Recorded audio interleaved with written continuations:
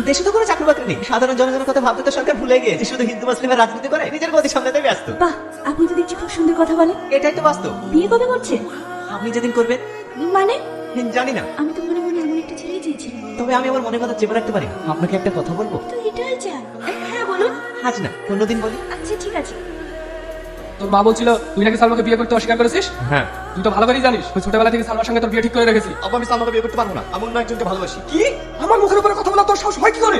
এই ফ্যামিলিতে আমি যেটা বলবো সেটাই হবে। আমি সালমাকে বিয়ে করতে পারবো না, ব্যাস। আমি অন্য একজনকে ভালোবাসি, তাকে বিয়ে করবো। তাহলে তুইও জেনে না সালমাকে যদি তুই বিয়ে না করিস তাহলে এই বাড়িতে তো কখনো জায়গা হবে না। তোর করলে বাড়ি ছেড়ে দেবো, তবু সালমাকে বিয়ে করবো না।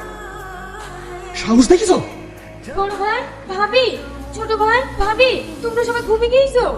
কি হয়েছে? তুই চিৎকার করছিস কেন? তুই কি শান্তিতে একটু আমাদেরকে ঘুমাতে দেবি না? ভাবি, সারাদিন আমি কিচ্ছু খাই, ভীষণ খিদে পেয়ে একটু খাবার দাও না, আমি খাই। আমার কোনো খাবার নাই, আসলে তোর ভাই খেয়ে নিছে। ছোট ভাবি, তুমি সাথে খাবার দাও না, আমার প্রাণটা চুটপুট করছে। আমার ঘরে কোনো খাবার নাই, যা একটু আছে তোর ভাই খেয়ে সকালে কাজে যাবে।